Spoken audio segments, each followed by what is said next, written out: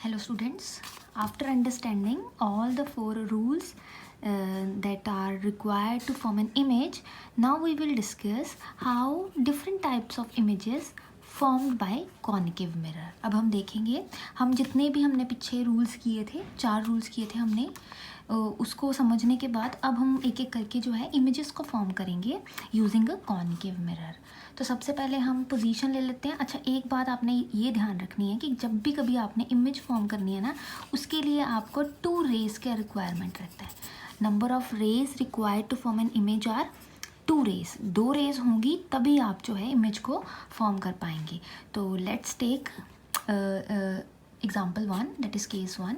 When object is in between P and F, जब हमारा जो ऑब्जेक्ट है वो कहाँ पड़ा हुआ है, P एंड F के बीच में.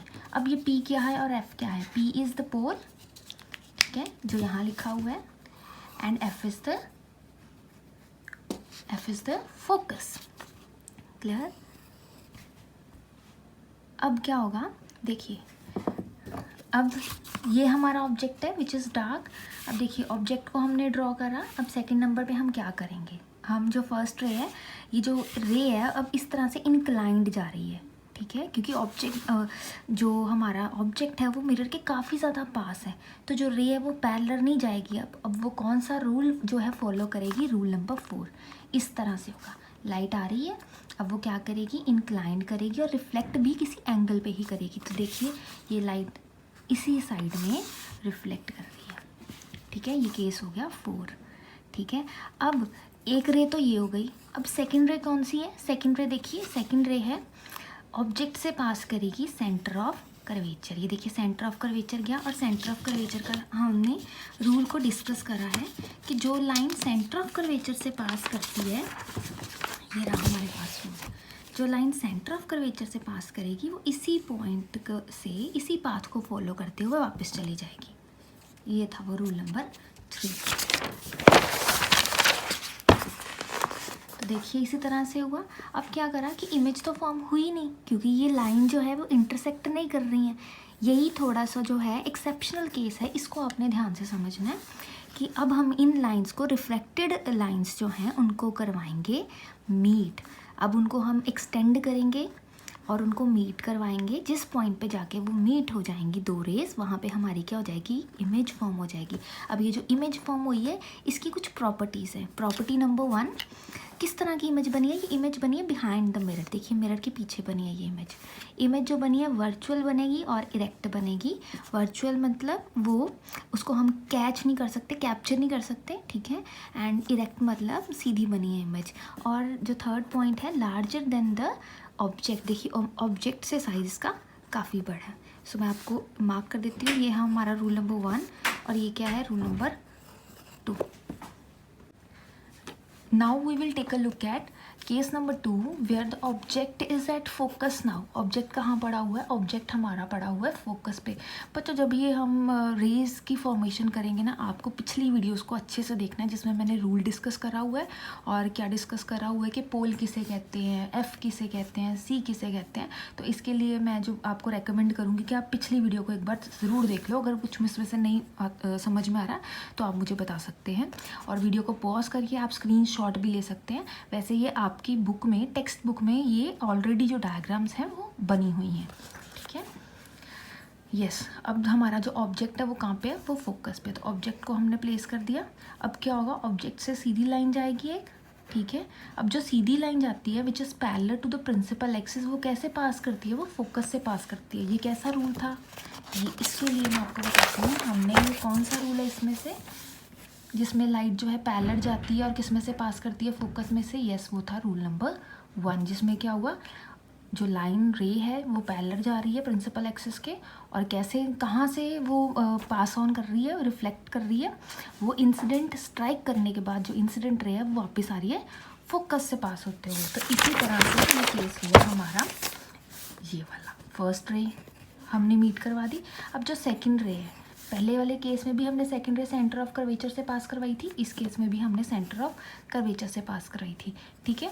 अब हम इसको एक्सटेंड नहीं करेंगे क्योंकि जो ऑब्जेक्ट है वो मिरर के बिल्कुल पास नहीं है, ऑब्जेक्ट है फोकस पे.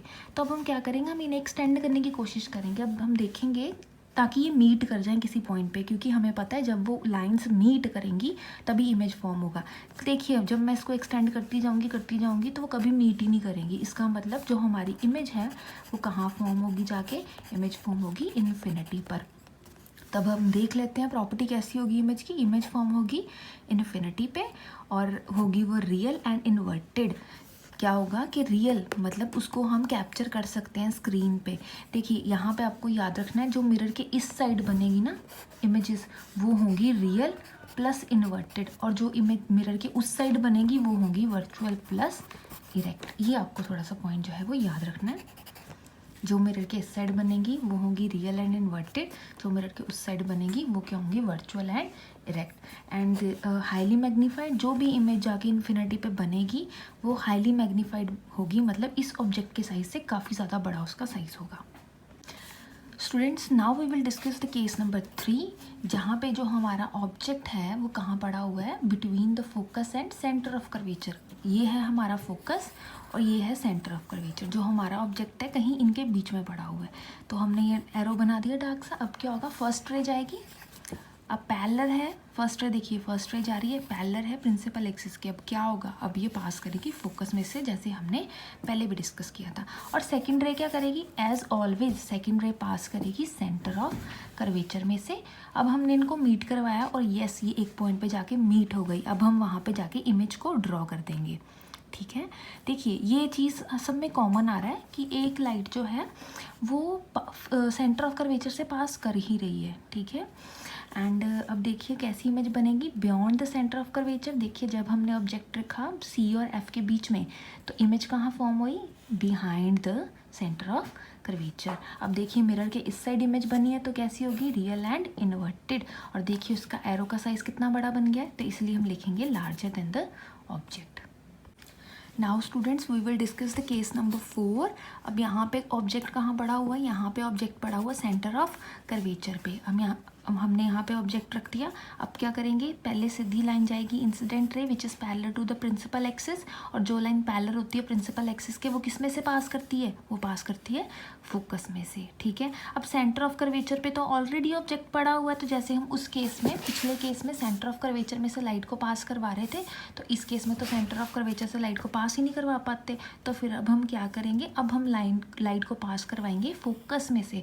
अब देखिए जब हम लाइट को पास करवाएंगे फोकस में से तो वो किसके पैरेलल जाएगी, वो प्रिंसिपल एक्सिस के पैरेलल चली जाएगी। ऐसा हमने क्यों किया, एक बार तो हम यहाँ से लाइट को स्ट्राइक करवा रहे हैं, दूसरी बार हमने यहाँ से स्ट्राइक इसलिए किया क्योंकि सेंटर ऑफ कर्वेचर पे ऑलरेडी ऑब्जेक्ट पड़ा हुआ था और हमें 2 रेज की रिक्वायरमेंट होती है किसी भी इमेज को फॉर्म करने के लिए। अब थोड़ा सा रिकॉल करिए कि जब कोई लाइट फोकस में से पास करती है तो वो कैसे जाती है, वो पैरेलल जाएगी प्रिंसिपल एक्सिस के। ये जो था ये था हमारा rule number, yes rule number 2 था हमारा, कि अगर रे जो है पैरेलल जा रही है फोकस के तो वो कैसे जाएगी, वो जाएगी प्रिंसिपल एक्सिस के पैरेलल। अगर वो फोकस में से पास कर रही है तो प्रिंसिपल एक्सिस के पैरेलल जाएगी। तो अब हमने देखा कि वो लाइन कहाँ पे जाके मीट कर रही है, वो दोनों लाइंस जो मीट कर रही हैं वो एक पॉइंट पे मीट कर रही हैं। वहाँ पे हमने एरो बनाया और हमें पता लगा कि वो पॉइंट सेम ही है सेंटर ऑफ कर्वेचर पे। तो इसका मतलब सबसे ज़्यादा इजी मुझे ये लगता है ड्रॉ करना भी और समझना भी, कि जब ऑब्जेक्ट हमारा सेंटर ऑफ कर्वेचर पे है तो इमेज भी कहाँ बनेगी, सेंटर ऑफ कर्वेचर पे बनेगी। मिरर के इस साइड बन रही है तो रियल एंड इन्वर्टेड आएगा, और सेंटर ऑफ कर्वेचर पे सेम साइज ही होगा ऑब्जेक्ट का भी।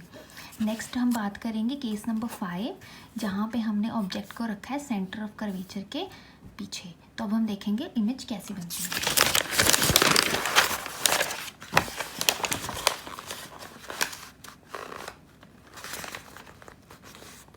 ये देखिए बेटा मिरर ड्रॉ कर दिया, यहाँ पे पोल है, यहाँ पे फोकस है, और अब हमने क्या रखा था, इमेज हमने ऑब्जेक्ट रखा था बियॉन्ड सी। जब हमने ऑब्जेक्ट को रखा है बियॉन्ड सी, सी के पीछे रखा है, तो देखिए इमेज फर्स्ट लाइन ऐसे जाएगी ऑलवेज, यहाँ चलेगी, और सेकंड लाइन देखिए सेंटर ऑफ कर्वेचर में से लाइट को पास करवाते हैं ना सेकंड बार, हमने 3 केसेस में ऐसे देखा है। तो अब देखिए क्या होगा, सेंटर ऑफ कर्वेचर से लाइट पास करेगी। अब जो सेंटर ऑफ कर्वेचर से लाइट पास करी तो दोनों लाइंस जो है वो इंटरसेक्ट होगी इस पॉइंट पे। इस पॉइंट पे इंटरसेक्ट हो गई तो मतलब यहाँ पे इमेज फॉर्म होगी। अब इमेज की प्रॉपर्टी क्या होगी? Number 1 real and inverted. क्यों रियल एंड इन्वर्टेड? क्योंकि मिरर के इस साइड बनी है। नंबर 2 मैं देखने से बता सकती हूँ कि एरो का साइज़ में डिफरेंस है। इमेज का साइज़ जो बनेगा वो बनेगा स्मॉल बनेगा, ठीक है। एंड इमेज कहाँ फॉर्म हो रही है? Between C and F। तो ये हमारा हो गया केस नंबर 5। अब हम केस नंबर 6 की तरफ चलेंगे। When the object is placed at infinity. अगर आपका ऑब्जेक्ट काफ़ी दूर पड़ा हुआ है, इन्फिनिटी पर पड़ा हुआ है, तो क्या होगा? लाइट आएगी, हमें पूरी इमेज चाहिए होती है ना एरो की, तो हम एक लाइट को तो यहाँ से स्ट्राइक करेंगे टॉप से लाइट को स्ट्राइक करवाया तो पैरेलल थी ये प्रिंसिपल एक्सिस के, किससे पास कर गई? फोकस से पास कर गई। अब हम उसका टेल भी चाहिए उस एरो का, उस ऑब्जेक्ट का हमें एंड पॉइंट भी चाहिए। अगर पेंसिल ले रही हूँ, पेंसिल की इमेज को मैंने फॉर्म करना, तो एक लाइट मैं यहाँ से स्ट्राइक करवाऊंगी और दूसरी लाइट में उसके एंड से स्ट्राइक करवाऊंगी, ठीक है। अब देखिए एंड से स्ट्राइक कराया तब भी वो फोकस पे पास मीट कर गई, तो अब यहाँ पे इमेज फॉर्म हो जाएगी ना, ठीक है। अब इमेज का कैसा होगा? रियल एंड इन्वर्टेड होगा। और इमेज कहाँ फॉर्म हुई है? इमेज फॉर्म हुई है फोकस पे, देखिए। एंड उसका साइज़ जो है, देखिए एरो हमें नज़र ही नहीं आ रहा था, लेकिन उसका साइज़ जो होगा वो बहुत डिमिनिश्ड होगा, पॉइंट साइज़ जो होगा, इसको हम पॉइंट साइज़ बोल सकते हैं। Thank you so much.